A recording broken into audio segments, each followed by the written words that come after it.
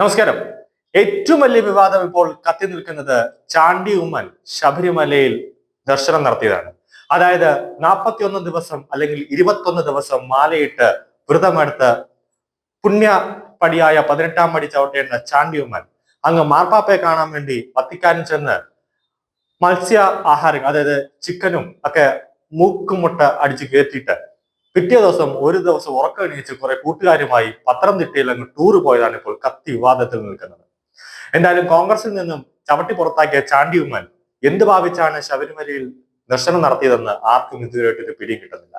സകല ഹിന്ദുക്കളെയും അവഹേളിച്ചുകൊണ്ട് ശബരിമല അയ്യപ്പനെ പോലും ഒരു ഒരു ആ ഒരു പുണ്യ സ്ഥലത്ത് പോലും ഒരു കൽപ്പന പോലും നടത്താതെയാണ് ചാണ്ടി ഉമ്മൻ ഒരു സ്കൂൾ കുട്ടികൾ ടൂർ പോകുന്നത് പോലെ പോയത്. അതായത് ഉമ്മൻചാണ്ടി എന്ന ആ ഏറ്റവും നല്ല മനുഷ്യനെ പേര് പോലും കളങ്കപ്പെടുത്തുന്ന രീതിയിൽ ഹിന്ദു മതത്തെയും ഹിന്ദു വിശ്വാസത്തെയും എല്ലാം ഒറ്റ ദിവസം കൊണ്ട്, ഒറ്റ രാത്രി കൊണ്ട് തച്ചുടക്കുന്ന രീതിയിലേക്കാണ് ചാണ്ടി ഉമ്മന്റെ പ്രവർത്തനം അവിടെ സംഭവിച്ചിരിക്കുന്നത്. അതുപോലെ തന്നെ പേരെടുത്ത് പറയേണ്ട കാര്യമാണ് വി.ഡി. സതീശൻ.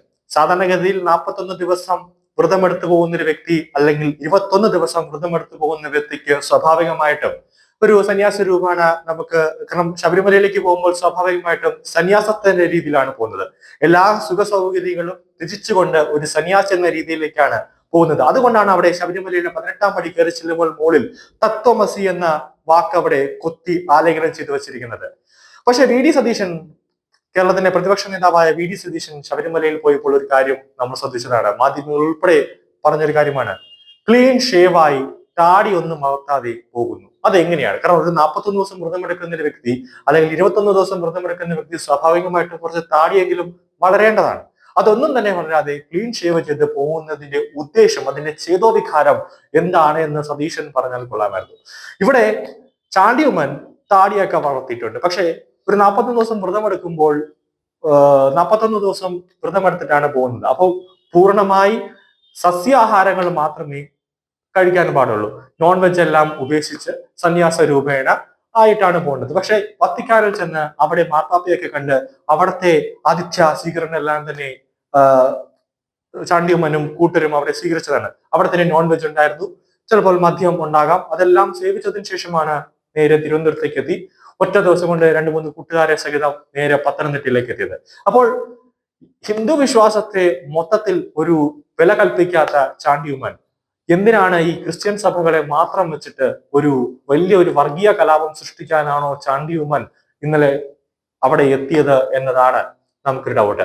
പത്രക്കാർ ചോദിച്ച പല ചോദ്യങ്ങൾക്കും ചാണ്ടി ഉമ്മൻ ഇന്നലെ ബബ അടിക്കുന്ന രീതിയാണ് കണ്ടത്. അവസാനം ചാണ്ടി ഉമ്മൻ പറഞ്ഞത്, ഞാൻ എന്ത് പറഞ്ഞാലും നിങ്ങൾ അതിനെ തിരിച്ചിട്ട് വാർത്ത കൊടുക്കുമെന്ന രീതിയിലേക്ക് പറഞ്ഞു. കാരണം ചാണ്ടി ഉമ്മൻ എന്താണോ പറയുന്നത് അതാണ് മാധ്യമങ്ങൾ റിപ്പോർട്ട് ചെയ്യുന്നത്. ചാണ്ടി ഉമ്മൻ തന്നെയാണ് ആദ്യം പറഞ്ഞത്, കോൺഗ്രസ് എനിക്കൊരു വിലയും കൽപ്പിക്കുന്നില്ല, എന്നെ ചവറ്റുകുട്ടിയിലേക്ക് എടുത്തെറിയുന്നുവെന്ന്. അത് തന്നെയാണ് മാധ്യമങ്ങൾ റിപ്പോർട്ട് ചെയ്തത്. അതായത് ചില സമയങ്ങളിൽ തോന്നും ചാണ്ടി ഉമ്മന്റെ നട്ടലല്ല അവിടെ എന്തെങ്കിലും വാഴപ്പിണ്ടിയാണോ ഇരിക്കുന്നതെന്ന് തോന്നുന്നു. കാരണം ആണത്തവനെ പോലെ ചാണ്ടി ഉമ്മൻ പെരുമാറിയിട്ടില്ല. പുതുപ്പള്ളിയിൽ ജനങ്ങൾ വോട്ടിട്ട് ചാണ്ടി ഉമ്മനെ വിജയിപ്പിച്ചു വിട്ടത് ഇപ്പോൾ തീരാ നഷ്ടമായി തോന്നുന്നു. ഉമ്മൻചാണ്ടി എന്ന നല്ല വ്യക്തിയുടെ പേര് കളങ്കപ്പെടുത്താൻ ചാണ്ടി ഉമ്മൻ രാഷ്ട്രീയത്തിലേക്ക് ഇറങ്ങി തിരിച്ചുവെങ്കിൽ അതെല്ലാം മടക്കി വെച്ച് വേറെ ഏതെങ്കിലും കൃഷി പോകുന്നത്, കർഷകന്റെ രീതിയിലേക്ക് പോകുന്നത് കുറച്ചും കൂടെ നല്ലതായിരിക്കും. എന്തായാലും ശബരിമലയിൽ ഒരു തരത്തിലുമുള്ള ആചാരങ്ങളും പാലിക്കാതെ പൂർണ്ണമായി ആചാര ലംഘനം നടത്തിക്കൊണ്ട് ചാണ്ടി ഉമ്മൻ അവിടെ ശബരിമലയിൽ കാണിച്ചത് ഹിന്ദു വിശ്വാസികളെയും അതുപോലെ തന്നെ ഈ ശബരിമല എന്ന് പറയുന്ന സന്ദർഭം, ശബരിമല എന്ന് പറഞ്ഞാൽ മണ്ഡലകാല മകരവിളക്ക് കേരളത്തിലെ ജനങ്ങളും അതുപോലെ തന്നെ രാജ്യത്തെ ഭൂരിഭാഗം ജനങ്ങളും അത്രയേറെ പ്രാധാന്യത്തോടെ കാണുകയാണ്. കാരണം 41 ദിവസം അതിതീവ്ര കഠിന വ്രതം എടുത്തിട്ടാണ് ശബരിമലയിൽ ഓരോ വിശ്വാസികളും അവിടെ നടത്തുന്നത്.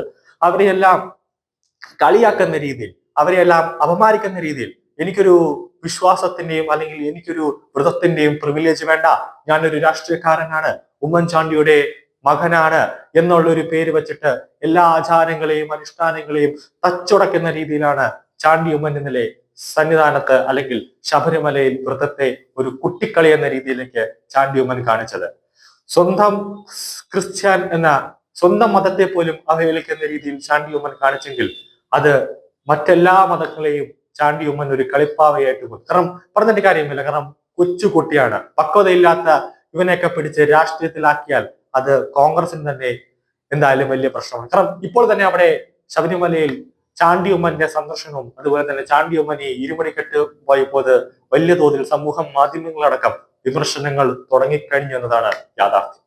സ്വാഭാവികമായ രീതിയിൽ അവിടെ വിശ്വാസങ്ങളെല്ലാം തന്നെ തകർക്കുമ്പോൾ സ്വാഭാവികമായ രീതിയിൽ അവിടെ ഒരു ദേവഹിതം അവിടെ നടത്തും.